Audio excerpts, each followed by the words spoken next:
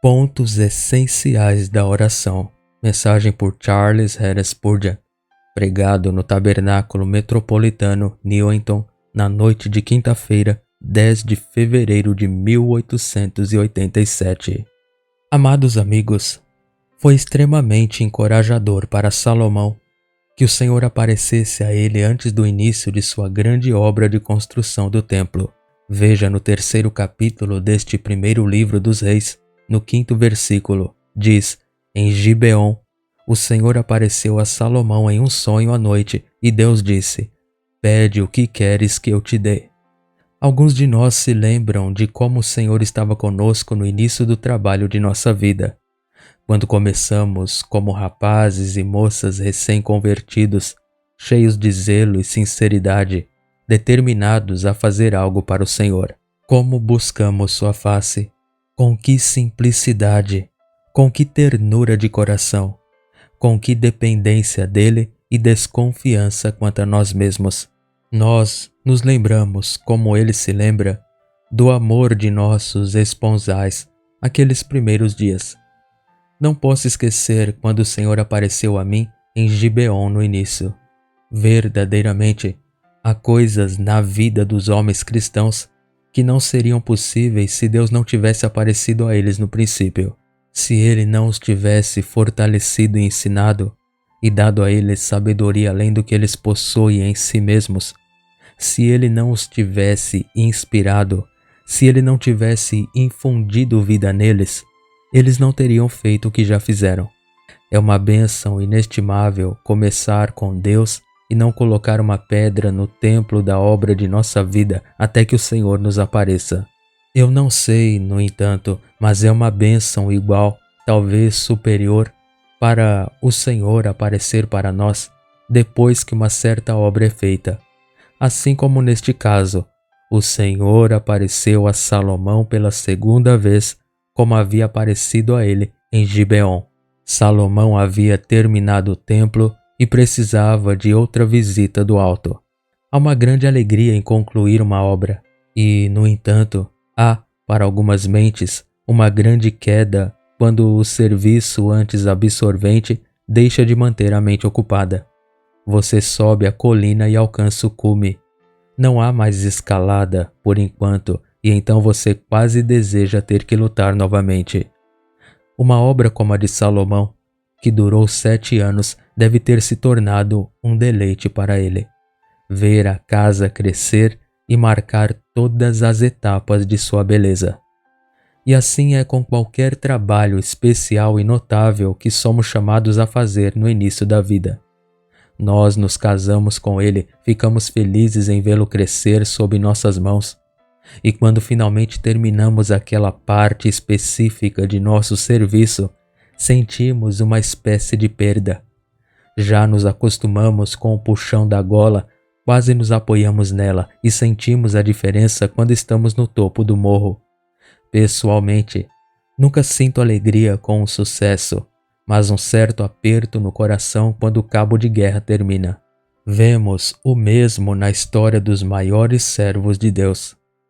Notamos isso especialmente em Elias, quando ele realizou sua poderosa obra no Carmelo e matou os profetas de Baal. Ele sentiu uma exultação em seu espírito por um tempo e correu diante da carruagem do rei na alegria de sua alma. Mas houve uma reação depois de um tipo muito doloroso. O caso de Salomão não é paralelo. E, no entanto, devo pensar que poderia ter sido, e provavelmente foi assim com Salomão, que ele estava em uma condição de necessidade especial quando o templo foi concluído.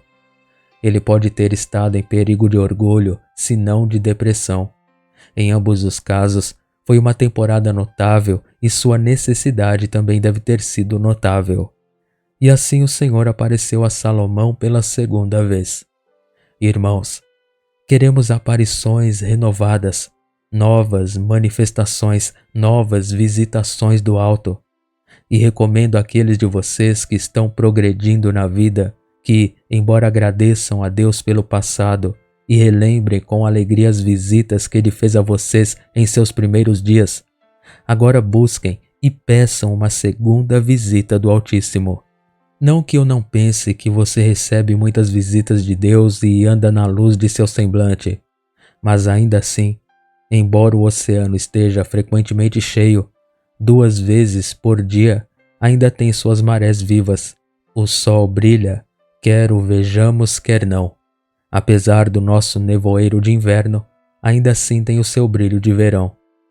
Todos os dias em um palácio não são dias de banquete, e todos os dias com Deus não são tão claros e gloriosos quanto certos sábados especiais da alma nos quais o Senhor revela sua glória.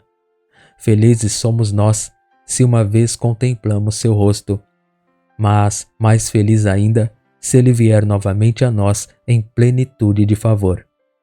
Acho que deveríamos buscar essas segundas aparições. Deveríamos clamar a Deus com toda a súplica para que Ele falasse conosco uma segunda vez. Não queremos uma reconversão, como afirmam alguns. Espero que não. Se o Senhor nos manteve, como deveríamos ser, firmes em seu temor, já somos possuidores do que alguns chamam de a vida superior. Muitos de nós desfrutamos disso desde a primeira hora de nossa vida espiritual. Não precisamos ser convertidos novamente. No entanto, queremos que novamente sobre nossas cabeças as janelas do céu sejam abertas, que novamente um Pentecostes seja dado e que renovemos nossa juventude como as águias, para correr sem cansaço e andar sem desmaiar. O Senhor cumpra a todos de seu povo esta noite sua bênção sobre Salomão. O Senhor apareceu a Salomão pela segunda vez, como havia aparecido a ele em Gibeon. Agora, o que o Senhor falou no início de sua entrevista com Salomão dizia respeito à sua oração. E como o Senhor respondeu a essa oração, e aqui, nesta segunda aparição, recapitulou os pontos dela, podemos ter certeza de que havia muito sobre essa oração que a tornaria um modelo para nós. Faremos bem em orar da maneira que os defensores bem-sucedidos têm seguido. Neste caso, seguiremos a descrição do próprio Senhor de uma oração aceita. Vou usar o texto para esse fim brevemente de 2 ou 3 maneiras. Primeiro, nosso lugar adequado em oração. O Senhor disse: ouvi a tua oração e a tua súplica que fizeste perante mim.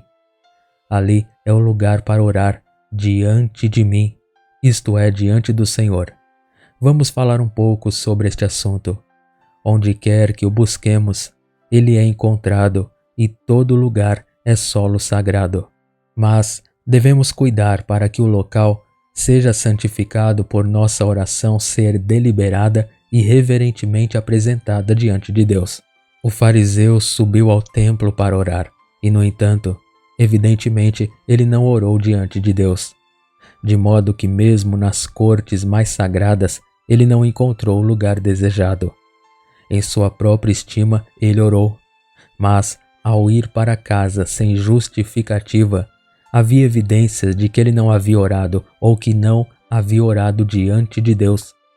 Não é porque você passa por esses portais e entra nesses bancos que, portanto, você está diante de Deus.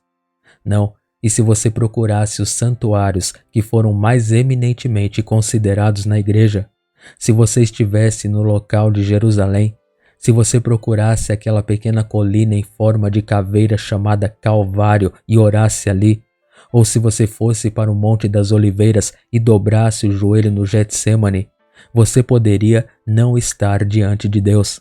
Quanto mais perto da igreja, às vezes, mais longe de Deus. E bem no centro dela, no meio da assembleia onde a oração costuma ser feita, você pode não estar diante de Deus de forma alguma. Orar diante de Deus é um negócio mais espiritual do que ser realizado voltando-se para o leste ou para o oeste, dobrando os joelhos ou entrando dentro de paredes sagradas por eras. Infelizmente, é bastante fácil orar e não orar diante de Deus. E não é tão fácil.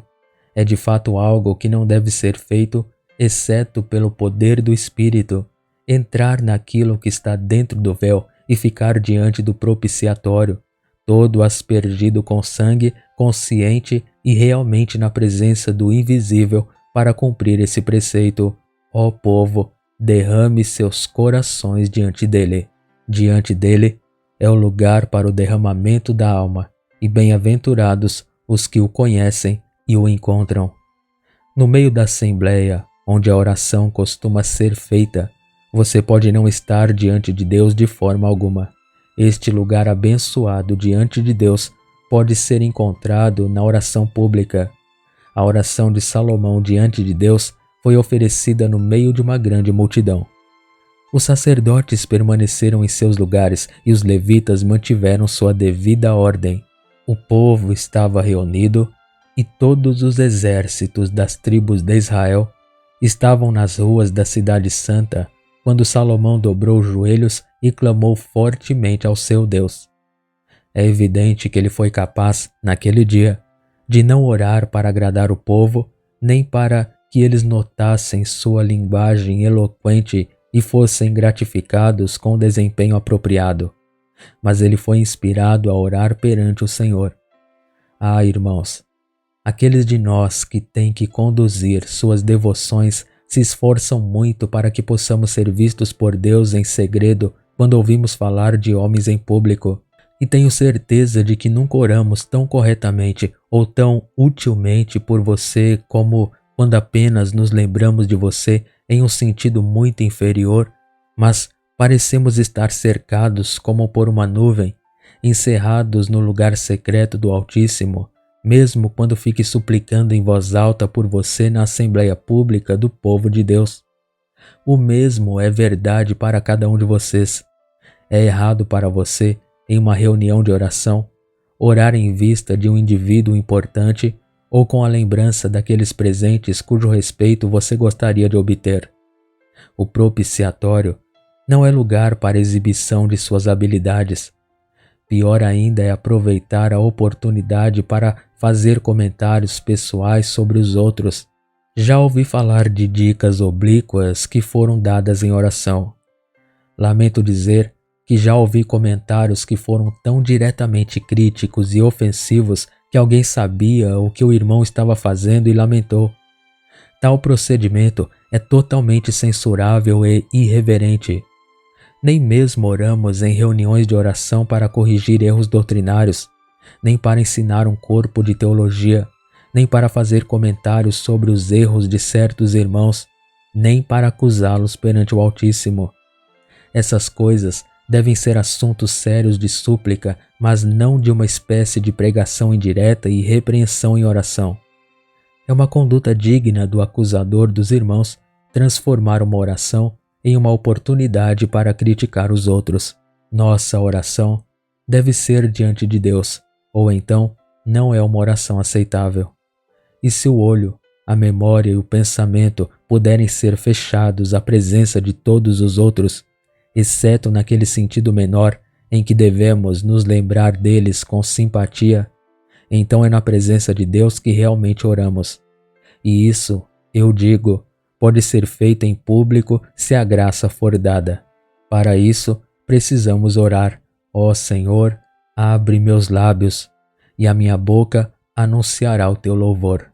Mas a oração diante de Deus também pode, talvez mais prontamente, ser oferecida em particular, embora eu não tenha certeza de que não seja facilmente perdida mesmo lá. Você está em seu quarto onde costuma orar. Você não se encontra de joelhos repetindo boas palavras enquanto seu coração está divagando?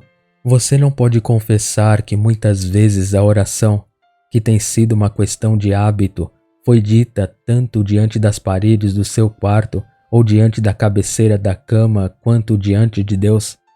Você não percebeu sua presença.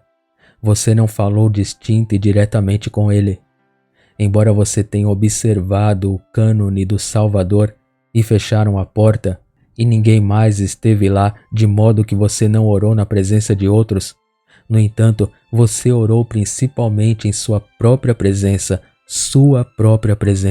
e Deus esteve longe no íntimo de sua alma. É um trabalho pobre apenas falar piedosamente consigo mesmo. Eu derramo a minha alma em mim, diz Davi. Não há muito que vem de derramar seu coração em seu coração, Orar sua alma em sua própria alma não é um esvaziamento de si mesmo, nem um enchimento com Deus. Apenas agita o que foi tão bem deixado como escória no fundo. Muito melhor é o curso prescrito naquele sagrado preceito: povo, derrame seu coração diante dele. Vire-os de baixo para cima, deixe todos correrem diante de Deus e assim deixe espaço para algo melhor e mais divino. Derramar sua alma dentro de si mesmo não é muito, e no entanto, muitas vezes é isso que nossa oração significa: uma recapitulação de necessidades sem uma compreensão dos suprimentos divinos, um lamento de fraqueza sem uma recepção de força, uma consciência do nada, mas não um mergulho na autossuficiência. Irmãos, o ponto principal da súplica não é orar na presença de outros, nem, antes de tudo, em sua própria presença, mas apresentar sua oração diante de Deus. Agora, está claro que isso significa que a oração deve ser dirigida a Deus. Bem, diz alguém, eu sei disso. Eu sei que sim, e ainda assim, meu irmão, você frequentemente se esquece disso. Como um menino brincalhão, você pega seu arco e flechas e atira em qualquer lugar. A maneira de orar é pegar o arco e as flechas acima mencionados, e você acha que vou dizer atire com eles com toda a sua força, mas não estou com tanta pressa. Espere um pouco. Sim, desenhe a corda e encaixe a flecha nela, mas espere, espere. Espere até ter os olhos fixos no alvo. Espere até ver claramente o centro da marca. Qual pode ser a utilidade de atirar se você não tem algo em que atirar? Espere então até saber o que vai fazer. Você quer atingir o branco, perfurar o centro do alvo. Certifique-se então de colocá-lo bem em seu olho. Imite Davi que diz: pela manhã dirigirei a ti minha oração e olharei para cima. Ele fixou a flecha, puxou o arco e fez pontaria deliberada. Agora é a hora do próximo ato. Ele deixa a flecha voar. Quão bem dirigida! Veja, ele fez um centro. Ele pegou uma marca com o olho e, portanto, acertou com sua flecha. Oh, orar com um objeto distinto. A oração indefinida é um desperdício de fôlego. Devemos pensar: estou prestes a pedir a Deus o que quero. Devo falar com o grande Rei dos Reis, de quem deve vir toda a graça. É a Ele que minha oração deve ser dirigida. O que então devo pedir de suas mãos? Alguém aqui supõe que a repetição de certas palavras de um livro ou de sua própria autoria tem alguma virtude?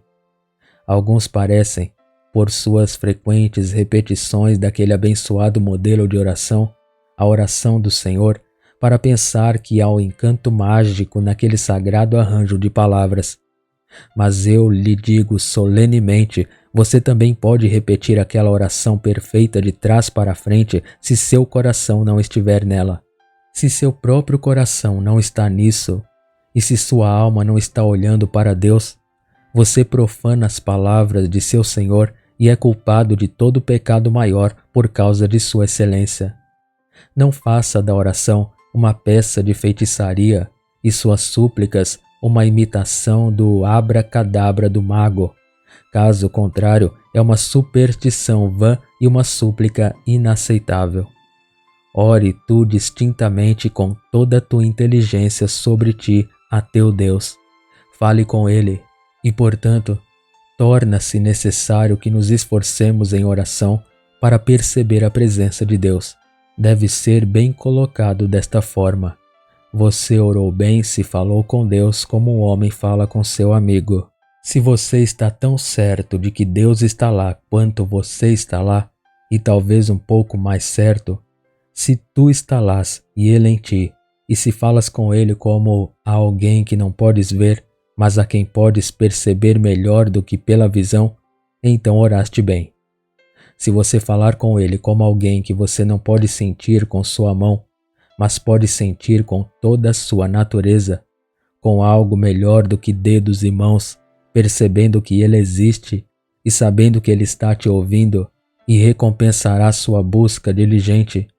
Isso é orar diante de Deus, suplicar diante de um Deus vivo, com alguém que sente e será movido pelo que você sente, para alguém que fala e ouvirá o que você fala.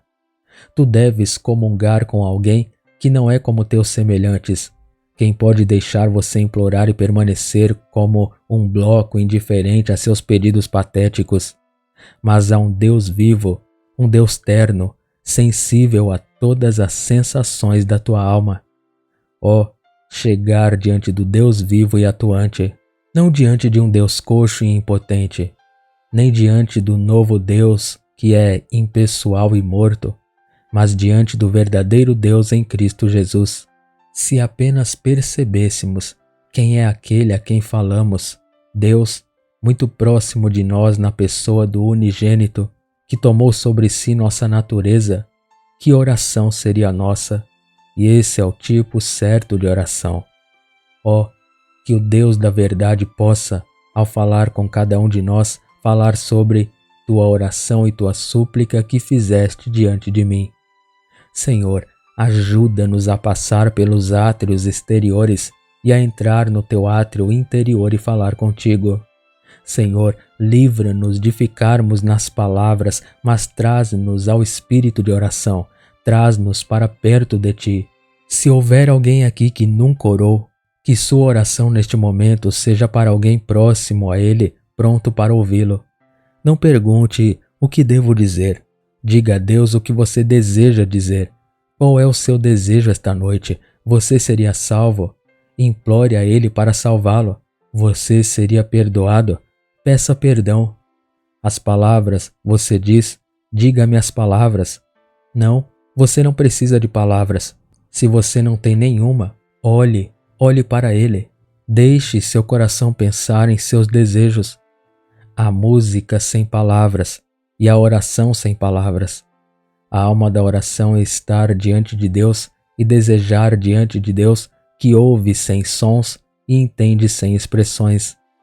Abra seu coração, olhe para Ele e peça a Ele para ler o que você não consegue ler.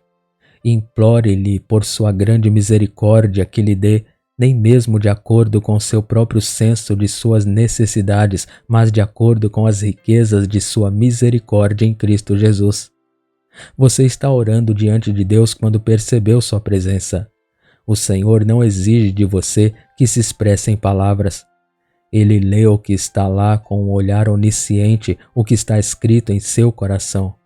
Saber que Ele faz isso e implorar nesse espírito é oração diante de Deus. Segundo, mudarei por um momento o curso de nosso pensamento para observar com muita seriedade nosso grande desideratum em oração. É aquilo que Deus disse ter dado a Salomão. Ouvi a tua oração e tua súplica. Muitas vezes tive a oportunidade de observar que os sábios dos tempos modernos, cuja principal característica é pensar tanto em si mesmos e tão pouco nos outros, nos dizem que a oração é um excelente exercício, bom e reconfortante e útil, mas que não devemos supor que isso tenha qualquer efeito sobre Deus. Perguntamos a eles: você gostaria que continuássemos orando depois da informação que você deu? Oh sim, eles dizem, oh sim, claro que é um exercício piedoso, uma coisa apropriada e edificante. Continue orando, mas não pense que Deus ouve. Irmãos, é evidente que eles nos acham idiotas.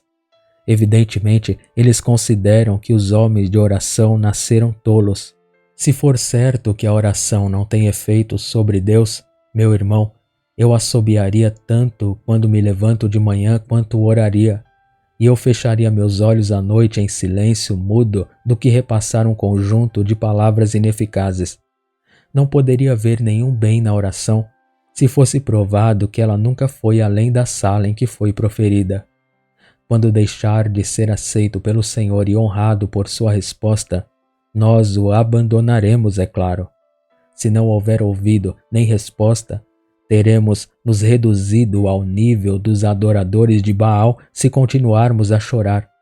e ainda não chegamos a isso. Somos gratos a vocês, sábios, por seus elogios, mas não seguiremos seu conselho absurdo. Seus belos elogios à nossa devoção como um exercício agradável e instrutivo são completamente perdidos para nós, uma vez que envolvem um insulto encoberto.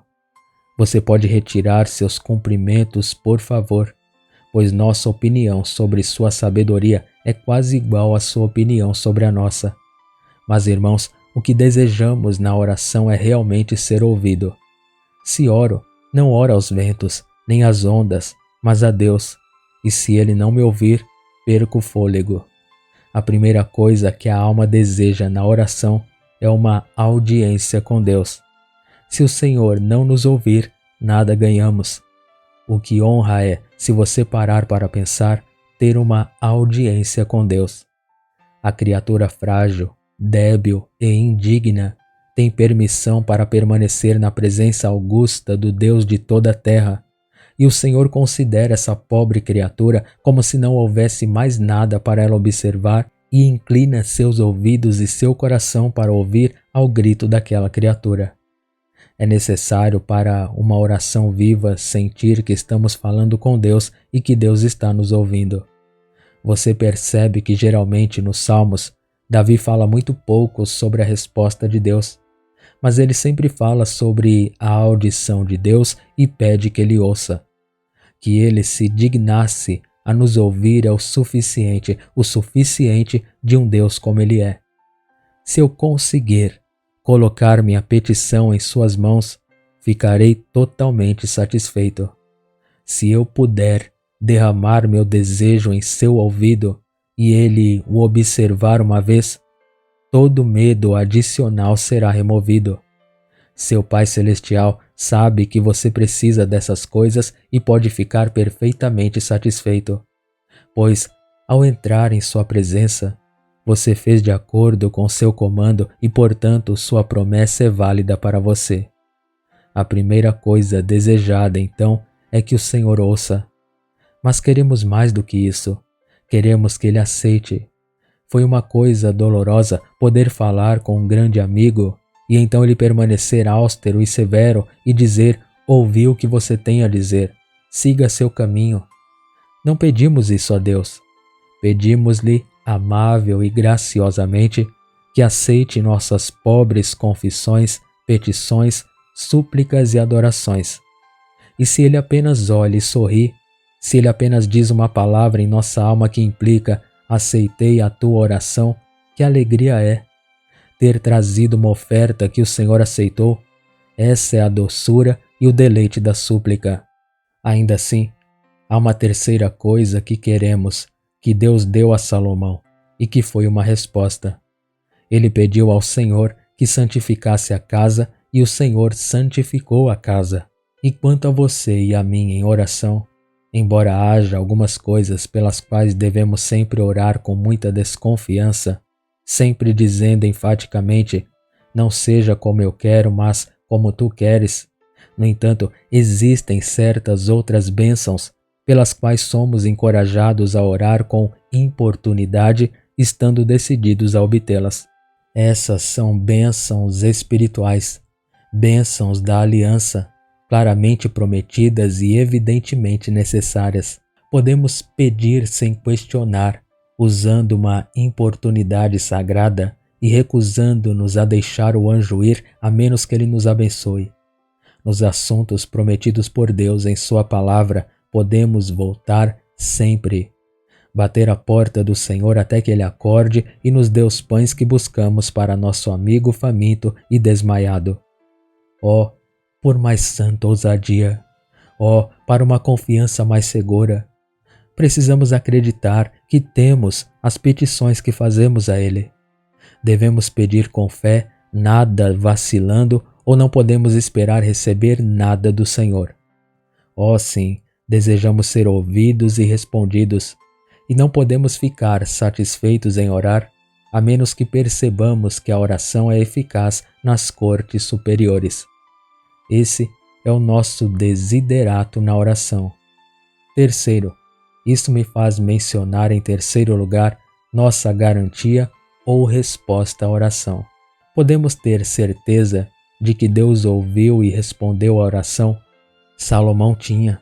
O Senhor disse-lhe: ouvi a tua oração e a tua súplica que fizeste diante de mim. O Senhor alguma vez disse isso para nós? Eu penso que sim. Vejamos como ele faz isso. Acho que ele nos diz isso com muita frequência em nossa fé usual. Espero falar por muitos de vocês quando digo que oramos constantemente com fé. É habitual para mim esperar que Deus me responda.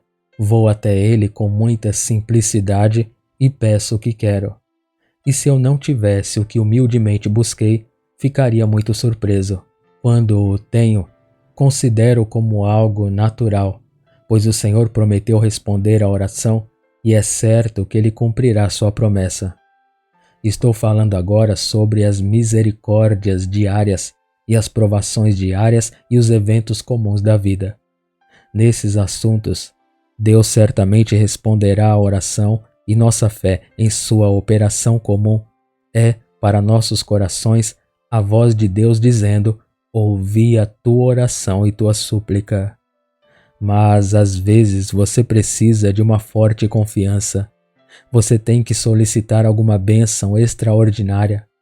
Você chega a um lugar como aquele para onde veio Jacó quando a oração comum não era suficiente. Quando Esaú vinha ao seu encontro com uma força armada, ele deveria fazer uma oração noturna. Ele deveria reunir toda a sua coragem em Jaboque. Ele deveria lutar com o anjo e ganhar a bênção divina. Nessas ocasiões, é uma fé mais forte do que o habitual, exercida por necessidade, que assegura a bênção à alma. De acordo com a tua fé, seja-te feito. Se pudermos confiar em Deus, pois é isso, teremos o que buscamos. A fé não é dizer, eu sei que a tenho, quando você realmente não a tem. Isso seria mentir para si mesmo. Aqui está um homem que diz, acredite que você é santificado e em um momento você será santificado. Mas você não é.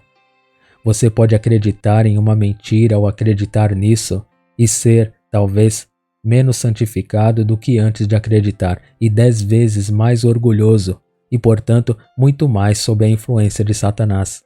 Crer em Deus que Ele vai me santificar e que Ele está me santificando é uma coisa muito diferente de acreditar que já estou santificado. Acredito que Deus suprirá minhas necessidades, mas não creio que tenho o Banco da Inglaterra em meu bolso. Se eu acreditasse, não o encontraria lá quando colocasse minha mão para senti-lo. Fé não é acreditar fanaticamente, mas acreditar na verdade. Há uma diferença maravilhosa entre acreditar no que sua fantasia diz e acreditar no que Deus prometeu distintamente. Fé e fantasia são duas coisas muito diferentes. Deus nos guarde da falsidade da loucura e nos conduza à verdade da sabedoria. Eu acreditarei em qualquer coisa, por mais monstruosa que pareça, se Deus o disser. Não acreditarei em nada, por mais desejável que seja, apenas porque minha própria fantasia o imagina ou porque seu cérebro aquecido o sugere. A fé forte muitas vezes traz consigo uma convicção dentro da alma que nada pode abalar. Uma convicção muito segura e, no entanto, muito razoável, pois é inspirada pelo Espírito de Deus que dá testemunho apenas da verdade e não de sonhos. Para a consciência interior do homem, é como se ele ouvisse a voz de Deus dizendo: ouvi tua oração e tua súplica. Às vezes, isso vem na forma de uma persuasão confortável. Você nunca soube o que é deixar de orar quando está no meio dela e dizer, fui ouvido? Você não sentiu que precisava não chorar mais, pois ganhou seu pedido e deve começar a louvar e continuar a orar? Quando um homem vai a um banco com um cheque e recebe o dinheiro, ele não fica vagando no balcão. Ele sai para cuidar de seus negócios. E muitas vezes, diante de Deus, aquele que está preparado para ficar muito tempo em oração, se necessário, sente que deve ser breve em petições e longo em ações de graças. Ele se levanta de joelhos com a persuasão: não preciso pedir mais nada, fui ouvido. E ele cuida de seus negócios para fazer algo mais necessário e oportuno do que orar, pois é sempre melhor servir a Deus em um dever prático, urgente, do que continuar a orar quando a oração não tem mais razoabilidade, visto que você já foi ouvido. Se Deus lhe deu a bênção, por que pedir mais? O Senhor diz a Moisés: por que clamas a mim? Fala aos filhos de Israel que avancem, e que seguir em frente era melhor do que orar, agora que orar já era. Assim, às vezes, chega uma confortável certeza de que é assim mesmo e você segue seu caminho regozijando-se. Essa persuasão interior não é imaginação fanática nem excitação do cérebro, mas uma obra do Espírito Santo que ninguém pode imitar e somente o receptor pode entender. O Senhor também dá ao seu povo uma preparação manifesta para a bênção. Ele os prepara para recebê-lo. A expectativa deles aumenta, de modo que eles começam a procurar a bênção e abrem espaço para ela. E quando for assim, você pode ter certeza de que está chegando. Deus nunca o levou a um poço e colocou um balde e uma corda em seu caminho, sem a intenção de enchê-lo quando você o baixou. Quando o solo sedento abriu todas as suas bocas para beber da chuva do céu, essa chuva sempre vem. Quando as espigas de trigo estão prontas para serem amadurecidas pelo sol, o calor da colheita está próximo. Quando o homem de Deus procura tanto o vento do Espírito que ele espalha as velas da esperança, a brisa certamente soprará. Irmão, é a falta de preparação em você que impede a bênção. Ele não fez muitos milagres ali por causa da incredulidade deles. Não estáis estreitados em nós, mas estáis estreitados nas vossas próprias entranhas. Mas quando o Senhor lhe deu uma preparação evidente para a bênção já está a caminho, a sombra dela está repousando sobre você. Nessa preparação, o Senhor diz virtualmente: ouvi a tua oração e a tua súplica. A observação real também gera em nós uma sólida confiança de que nosso processo está sendo bem-sucedido. Às vezes, Deus nos dá a certeza de que ouviu nossa oração quando nos faz olhar para trás e observar o passado.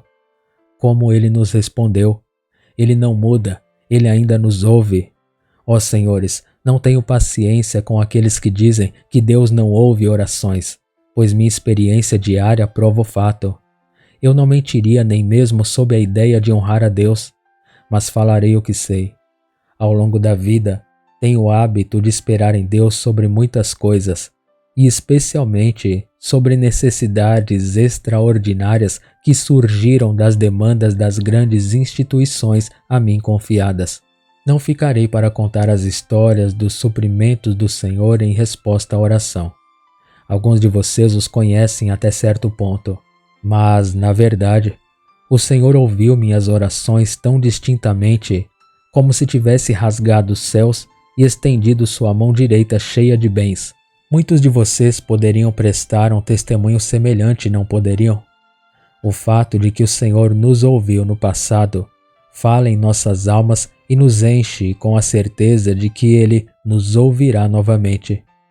A memória enfatiza a voz do Senhor que diz: ouvi a tua oração, eu ouvi a tua súplica, portanto, confia em mim de todo o teu coração.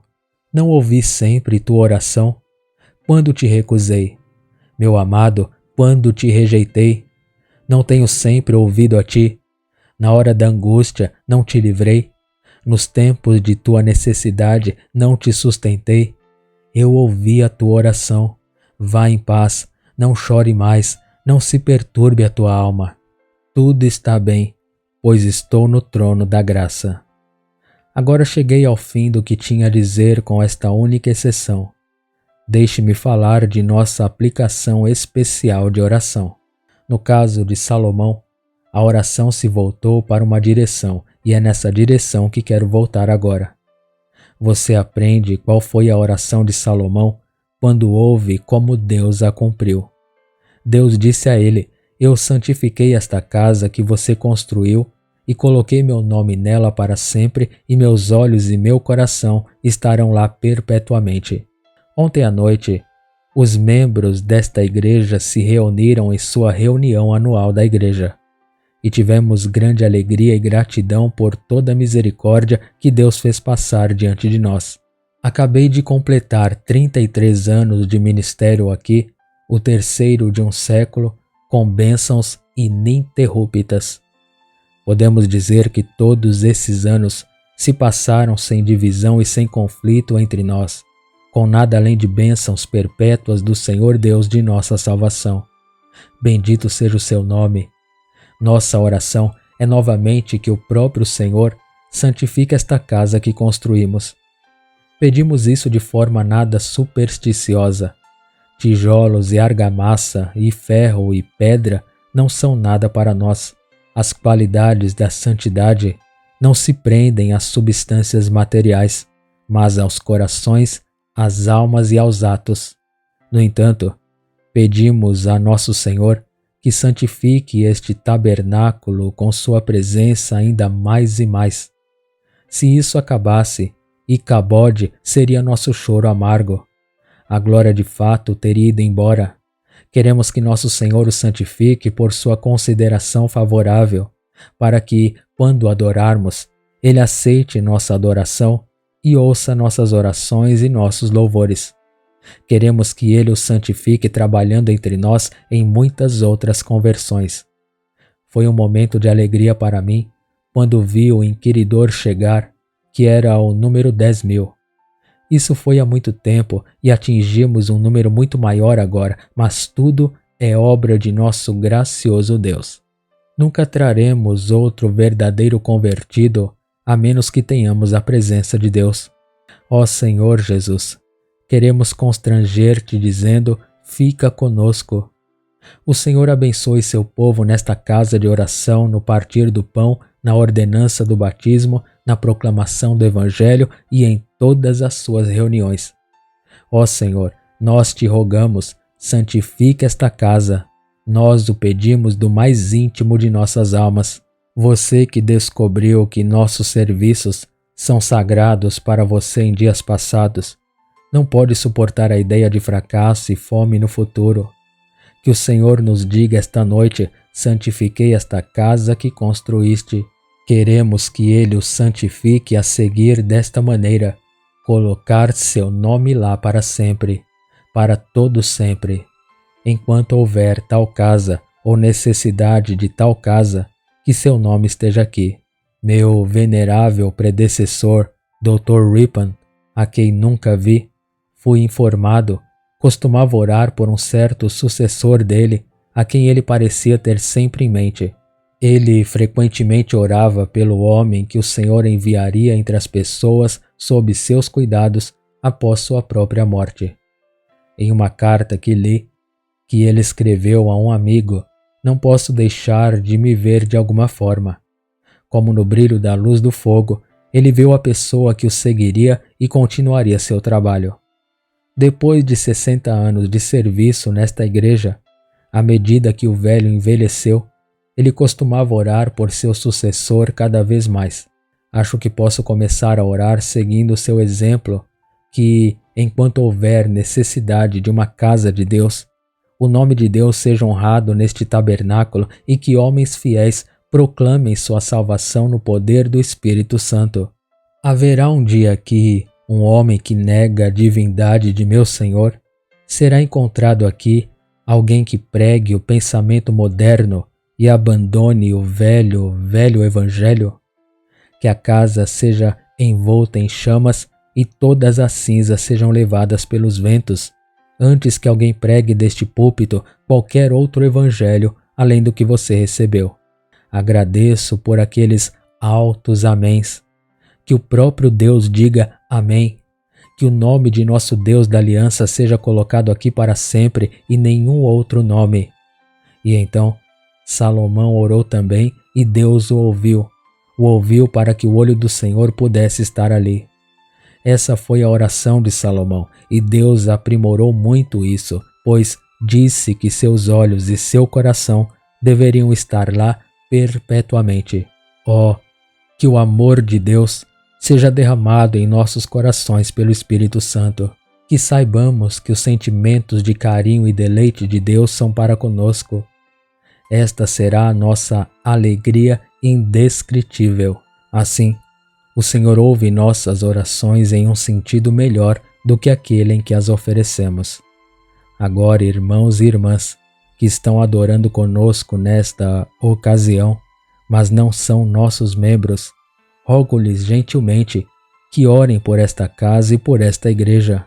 Eu, em troca, oraria por seu local de culto e pela igreja a que você pertence. Amém.